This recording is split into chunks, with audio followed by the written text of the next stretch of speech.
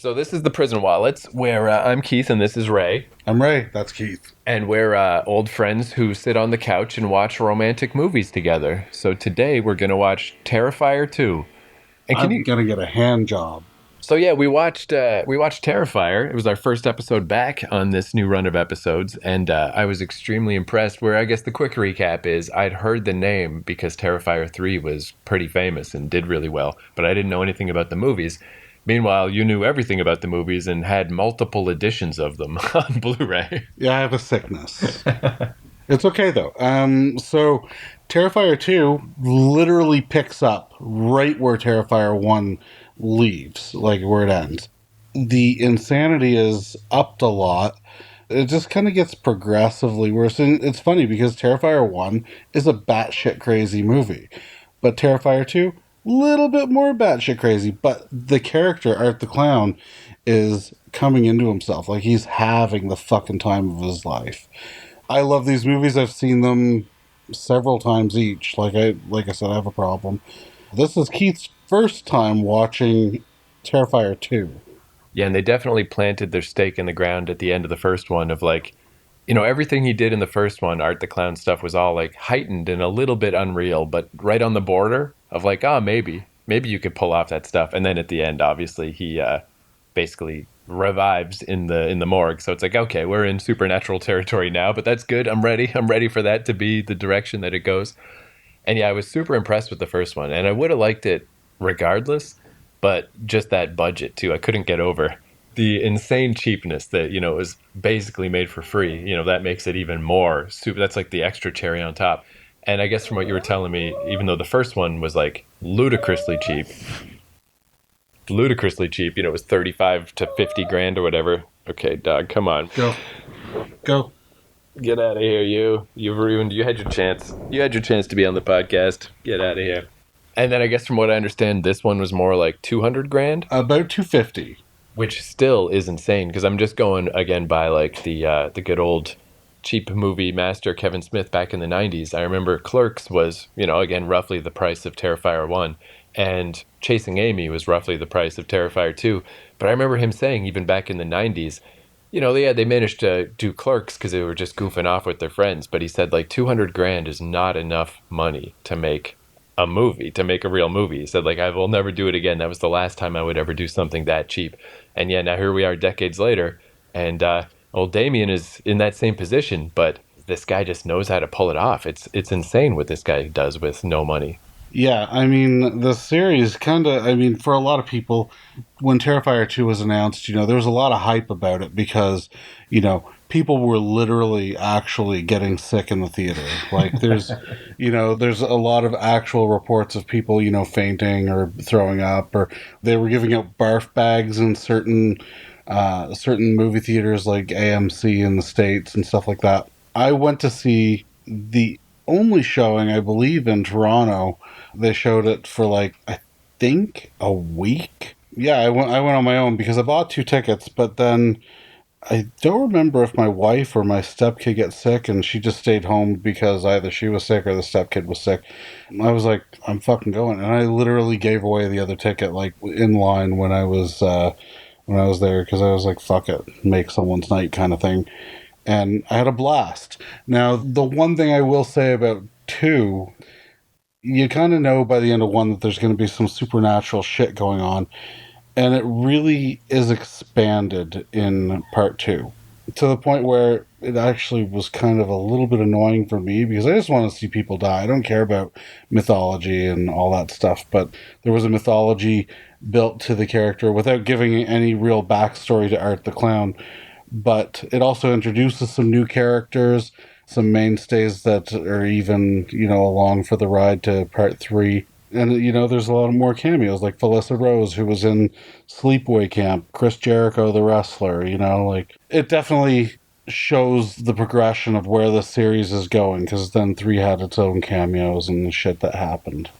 I guess too, while we're here, I should say too, I did do a little bit of, just because I was curious, even just from a production standpoint of seeing the evolution of like how a guy climbs up the ladder. So I did go dig back a little where I wanted to see his short films. So I managed to find the Terrifier short film was on YouTube with like Italian subtitles, and I don't remember the name of it, but the very first short that he made in like 2008, but it was on archive.org. So I watched that, and then I saw that they're both in All Hallows Eve. That like he took those short films and put them in this anthology. So then I was like, well, fuck, let's just watch that then, just to to tie it all together.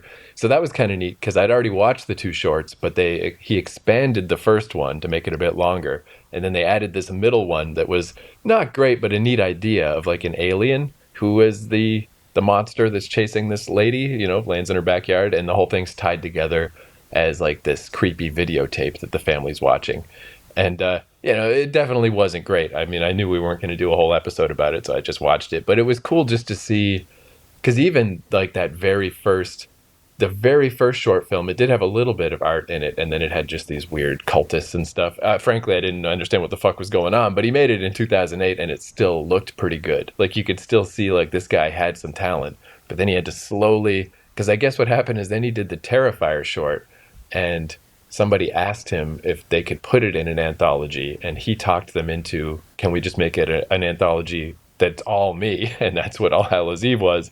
And then with Terrifier 1, it's like, okay, finally a real movie, because that was such a weird Frankenstein sewn together strange anthology movie. But it was still just neat to watch the evolution of this guy's career. Well, there's also a little bit of a longer Terrifier, Terrifier 1 that was before Terrifier 1. It's about an hour. It's good. You can catch it on Tubi. It's definitely on Tubi. Cool. Free? Free's the best price, motherfucker. It sure is. Did you figure out what you're dressing up as tomorrow? The Miles County Clown. Don't do that, Why not? because that's beyond disrespectful. What are we talking about? He wants to dress up as a real guy who murdered 9 people last year. Do you have any idea how insensitive that is? Not to mention sick? Oh, you're not doing that. It's just a costume. How would you feel if, God forbid, he attacked someone in our family and people celebrated him? That's basically what you're doing. You don't see people dressing up as Jeffrey Dahmer or Charles Manson, I think you're both overreacting. do you? Charles Manson technically never killed anyone. All right, enough. I said no, and that's it. So I like how they kind of went back to that the chick with the messed up face from the first movie, because that was that they dealt with her a little more. Because I had that thought with the first one that she could be like the Buffalo Bill, she's like the sub villain that could show up a little more. So that's nice. I'm glad that she's still in it. And I like that they had the same girl playing the Victoria character, because, I mean, somebody could easily step into that role, because the makeup is so heavy. And I think they improved the makeup a little too. It looked kind of cooler now. It's nice, upgrading a little. That's one thing I guess I liked about this with having the higher budget is, like I was saying to you when it first started, it's cool that, they have more sets and stuff. You can see where there's more budget, but it looks exactly the same. Like, I like that the first one could just go right into the second one, and you didn't try to, like, quote unquote upgrade the visuals. Now, I know a lot of what I'm going to say is going to sound like bitching about it and griping, but it's not that. I really do like part two. But like I've described in our first installment for the first Terrifier movie, it really is the worst of the best, because all of them are really good. This just happened to be a lot more drawn out, and the mythology that was put in there that, really didn't speak to me too much, and the fucking obnoxious sword. And quite frankly, I did not give a fuck about Sienna or her brother. Her mom was a total cunt in the movie, but, I mean, we all saw what happened to her. But even that's where you get those funny horror movie things of like, the mom was the most obnoxious character and she had the easiest death. That's just weird. Yeah, I mean, there were definitely some characters that had it a lot worse off. It's really difficult to kind of pick who had it worse, except for maybe that one girl. But that guy getting his dick stabbed up, like, that was pretty out there as well. Yeah, really, it did feel like just the incredible unfairness of horror movies that yeah, like people that are more major characters really, I mean, they still had it bad, but yeah, not crazy bad. And just that chick who's just her friend from school. God damn, like that was definitely the highlight of the movie was just, and like you're saying when it happened as we were watching it, like she would have died of shock for sure. There's no way she'd still be alive, but it makes it extra hilarious that she is still alive. And then even when her mom finds her, she's still somehow fucking barely alive. Like that is so cruel. That is so fucked up. And every single thing that Art does to the characters in this movie, for good or for better or for worse, mostly for worse, he looks like he's just thoroughly enjoying himself. Like he couldn't be happier than if he was getting a blowjob, winning the lottery, and like, I don't know, fucking getting another blowjob all at the same time. Yeah, this actually does tie in a lot that we've watched Terrifier and the sadness in between. Like there's that definite connection of just the glee of killing. But I guess the other thing that could kind of tie into is like this is an obvious connection, but I think you have to mention it is Freddy Krueger, who also loves his kills. But yeah, this movie had huge Dream Warrior vibes, like real strong. Of like I'm dreaming about this thing that only I can fight, and I have to fight it essentially with dream powers. And it's like, yeah, that was like definitely not an accident. Like that's what he was going for in this movie. And I think my only real problem with that, because you can get on board pretty easy of like, all right, you're like the Tarna from Heavy Metal, you're the hot metal chick who's got the cool sword and you can fight the demon. But I just felt like we missed the on ramp of like, all right, if that's what it's going to be, I can get on board with that. But why you?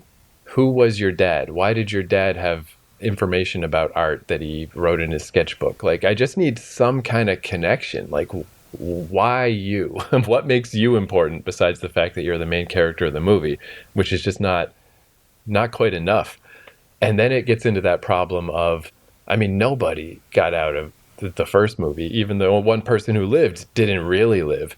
So it felt very weird in this one that you get that plot armor problem. It's like the sister and the brother just can't die because they're the main characters. And it's like, well, why the fuck not? If this was the first movie, they would have died a long time ago. So it's weird that like, because like you were saying, like, yeah, who cares? We don't need them to live. No one wants them to live. No one cares if they live. Yeah, I didn't care for Sienna whatsoever. Lauren Lavera, who played the Sienna character, she was okay, but I mean, the character was just, I don't know, for me, unlikable. Like, I didn't give a fuck one way or the other. Like, you're hoping the whole time that she's going to go the route of, like, Tara from the first Terrifier movie. Like, you think this girl's going to be the last girl, like the final girl. And, no, like halfway through, she ends up fucking biting it pretty hard. Yeah, which I think would have been neat to do that in this one because they telegraph it so clearly. It's so obvious right from the start of like the sketchbook with the dad and the costume and the sword. Like they tell you what's going to happen in the movie, and then that is what happened. It kind of would have been neat if she didn't make it, if she either died halfway through or in the final confrontation, Art kills her anyway. Why the fuck not? That would have been kind of cool. Now, here's a question I'll pose to you. If they had not introduced the sword, the fucking stupid sketchbook, like her dad, like the story behind her dad, like all that stuff, and these were just like random people who somehow managed to fight their way out at the end. Better movie, in my opinion. What do you think? Yeah, I think I agree. And I think that also I was very surprised by the length because I just didn't look into it. I just assumed because the first one was like a tight 100 minutes. I just assumed that would be the same case here. And this wasn't just a little bit longer. This was like a lot longer. There's like an extra 35 minutes on top of this movie. And that conveniently could have been the 35 minutes where they talk about the sketchbook and the dad and the magical bullshit. It'd be so easy to cut out. Yeah, you will get a little bit more about the dad in part 3, but unfortunately, because you're getting a little bit more about the dad in part 3, you're also getting more Sienna and her brother who, that annoying little dipshit, he's in it as well, so you have that one to look forward to. But it is a little less heavy on the mythical nature of the whole thing, if that makes sense. I mean, there's still some of it, but it's not as prevalent. And to me, that was the thing that kind of brought this movie down a lot. I like it. Again, like I'm not saying I dislike it, because I really do enjoy it a lot. And like Art is really, fantastic in this movie. The little pale girl who we haven't even gotten to yet, fantastic character. I like that. Like bring the little pale girl in. Leave the fucking stupid book, leave the sword, leave the mythology behind all that, and have them figure out another way out at the end, or not. Even better, have them die. Like that would have been fantastic. Yeah, because that's one thing I've been noticing a lot lately with just with like writing in general is the main characters just aren't likable, and I'm supposed to care just because they're the main character. And I feel like maybe you could get away with that way back in the day when, people were a little less media savvy or whatever. It's just like, okay, that's the main character. I'm supposed to care about them. But like, I just don't think that's enough anymore. It's worse that you're the main character. Now it's like everyone's aware of the process or like aware that this is a story someone wrote. And like, yeah, it does take you out of it. You're like I'm supposed to care about this person just because they're the main character. Like that's not good enough. I don't care about them. So yeah, I think in the case of Terrifier movies, I think it would be fine if Art is the main character. The bad guy can be the main character. It's the person we're all interested in, and like you were saying with the weird, like the sidekick. Yeah, I do like that's the kind of mythology that's interesting. When the little creepy devil girl first showed up, or clown girl, first I was thinking like, so are there multiples? Like, is this like maybe demons look like clowns and they're sneaking into our dimension? Was the first thought I had. But then you see that Art's imagining the girl, so it's like, okay, no, he's just extra crazy. But then you find out it is a girl that he killed previously, so maybe it really is a real being that ties in somehow. And it's like interesting to think about, even if there's no answer. Where, yeah, my dad drew a hot chick with a sword in a sketchbook and now I have to fight the clown is not interesting because it doesn't make sense in a bad way, not in an interesting way. Well, and the little pale girl, it's never explained if Art actually kills that little girl or not, but the character is so much fun. Like, just sort of like Art was in the first movie. Like, just a lot of fun. She comes from out of nowhere, and, the brother, whose name, again, I don't remember because I don't give a fuck, he can see her. I think the Sienna character can see her too eventually, but you didn't need everything else. You needed Art. You have the little pale girl as a bonus. That's it. Like, awesome. Then that way you cut a half hour of exposition out of the movie that wasn't necessary, and everyone has fun because everyone's dying. It's great. Yeah. And I think even like, I mean, again, this is like real simple. I don't know if this is a great thing, but at least it'd be something. Like maybe even just a throwaway line that, because they just get into Sienna's dad 0%. Like not what his job was, not anything. It's like even if they just threw in like he was always obsessed with, I don't know, occult stuff, or he was always researching old books. Some reason why he would have any knowledge of any of this shit instead of just expecting us to just buy that he did that. It literally comes out of nowhere. So it's just, I just needed that on ramp. I just needed somewhere to get started with this, and I never got it. And the sketchbook that the kid has with all of the drawings of Art and like some of his victims from the first movie, specific things that happened in the first movie, that to me makes me wonder, is their dad Art somehow? Like, like, because you definitely don't get that vibe in part 3, although you do see the father in part 3, like in flashbacks, but he doesn't look like Art in any way, shape, or form. He's not scrawny, he's not super tall and lanky or anything like that. So you're right. Where is the connection? Because it makes, honestly, not a lot of sense. But that said, all the things that don't make sense and all the mythology that I don't give a shit about didn't make me hate this movie. Like I actually really, really like it a lot. Like it's definitely a pass for me. But it just so happens that the first one and the third one are infinitely better movies.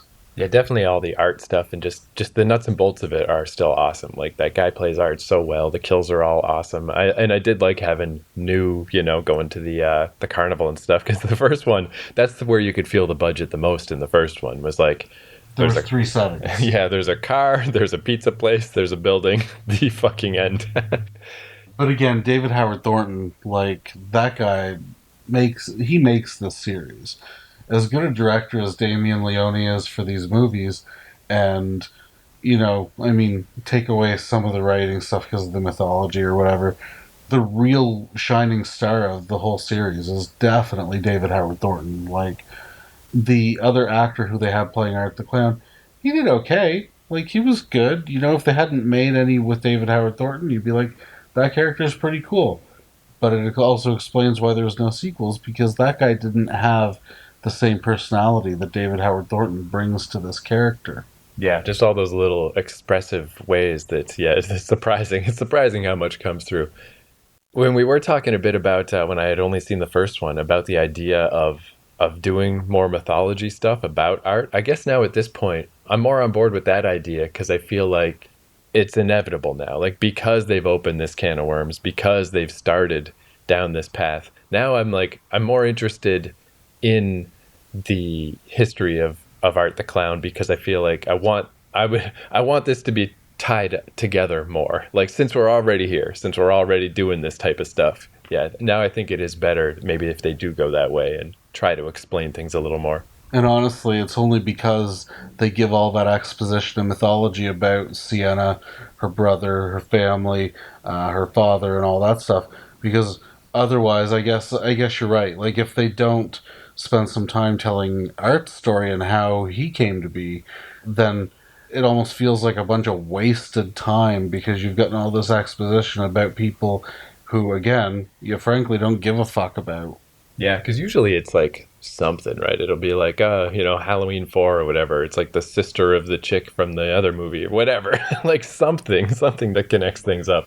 Yeah, it's funny too. Like, usually director cuts are like, the director's cut is longer, but it would be funny if they had a director's cut of this movie that was shorter, because you could so do it. It would be so easy to just like snippety snip. Yeah, I think everything that Damien Leone wanted in this movie made it in. I just think that the fantastical, like the sword that's super sharp and survived a fire and fucking all of a sudden is there, when it needs to be. It's too much sword in the stone for me. Like, it's just forgettable. But Art making a fucking mace basically out of like nails, broken knives, and a fucking chair leg. That was a great weapon. Yeah. And I like that we got to just watch him putting it together. Like, he's got that nice mix of like, he's mainly magical, but there's still like a practicality to that character. It's like a down to earthness. He's handy. It's very handy. We've made it through the first one very easily. The second one, honestly, a little bit of a slog just because of the long run time, but still enjoyable. And I'm looking forward to doing the third one, because I've only seen the third one like a couple of times. Nice. Yeah, also, I guess I was really surprised too with, yeah, just like the fact that this is the family that, for whatever reason, can beat Art the Clown. Because I was thinking about how All Hallows Eve, how even just the framing device of that to show his short films, it was just these kids who find a creepy VHS tape in one of the kids' backpacks and they're watching the movies. And then it just ends with Art killed them both. That both these kids are dead and their fucking decapitated heads are laying in the bed, and he laughs about it. Like, there's no problem with killing kids. So, like, it was feeling like, oh, this kid is the main character. In a normal movie, this kid would survive. But then when Art's fucking, the needle's coming down to the kid's neck, and I was like, oh yeah, no, this kid's not going to survive. Of course he wouldn't. Why would he? And then he did. Like, that's just weird. It does feel like for this series, like, there's no reason why. Maybe if you're the magical dream girl, maybe you get to live. I don't know why the brother lived. That kid's dead as far as I'm concerned. He's such a little wiener too. Yeah. Like again, look at the Tara character from the first one, the one who you thought was going to be the final girl. She fucking bought it real hard. Like, she got slashed a few times with a knife or a razor blade, and then shot in the face like fucking 7 times. Like, just total overkill. Somehow this Elliot kid gets slashed up a couple times and manages to live through it all. Like, I call bullshit. And there is like a big through line of people finding their loved ones' corpses. That happens so many times, of like, you get to see the person that that you were trying to save dead. So yeah, like, it would have been kind of cool if at the end Even if ultimately she uses her magical sword powers if Sienna still somehow beats Art, but she still could have watched her little brother get slowly tortured to death before that happened. Why not? Fuck that kid. And the reactions too are what I like these people walking in on their loved ones having been like completely decimated by this character, and like the shocked looks. I mean, they were all very believable in that, you know, they're finding the person, they're frozen in place in shock, like the mother finding her daughter who was obliterated, for lack of a better term. And then Sienna's brother, who again, I don't fucking care about his name, whatever, we'll call him Cocksucker from now on. Cocksucker finds his mother, who's just taken a shotgun to the face, and you know her head's split wide open, and Art's force feeding the cavity in her head mashed potatoes at the table, and like they're frozen. They're not running away. They're not any of that stuff. It's just totally enjoyable. So yeah, maybe. I don't expect this will happen, but who knows? Yeah, maybe as the series goes on, this will all loop around. As more is revealed, maybe it'll all make more sense why this fucking chick and her brother just seemingly are invincible. But it really was funny to think of that term plot armor, of just like, you know, these people that just make it through these ridiculous situations just because the plot needs them to.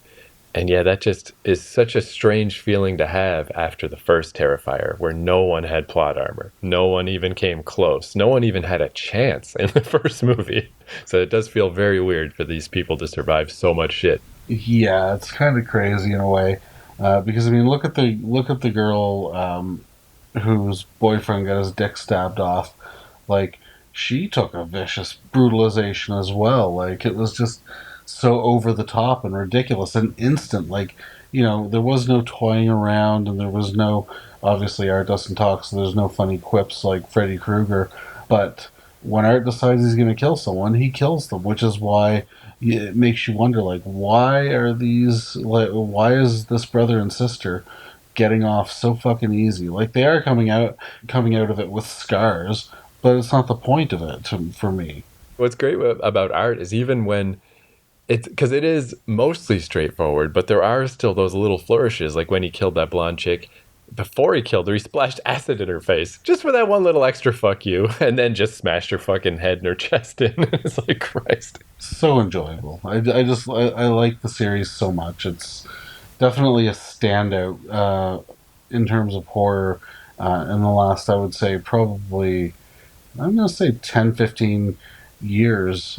There hasn't been anything that really sort of, it hits you and it makes you want more. You know, I mean, you've got your Talk to Me's and you've got your Smile, and like those types of movies. Happy Death Day had a couple of installments, but do I need a third Smile? Nah. Do I need a third Happy Death Day? Not so much. I don't give a fuck about Final Destination and Saw and all those types of movies. But the more Terrifier movies that they make, the merrier for me, at least.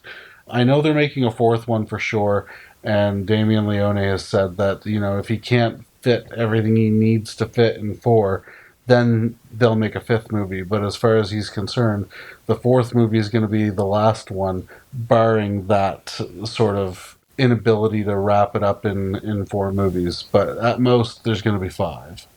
And yeah, I think like you were saying, it really is true that like maybe a lesser series, it would hurt more if there was this weird, you know, throwing in the weird sword mythology and stuff. But in this one, it's just like, if we just need a package, a reason to have more art stuff, it could be a lot worse than this, and I'd be fine with it just to get more art scenes. And I can see too, like, it must be tough when you're making movies like this. I mean, it's kind of like being in a band. It's like you can't just do the same album over and over. You got to change your style. You can't just make the same movie over and over. You got to evolve somehow.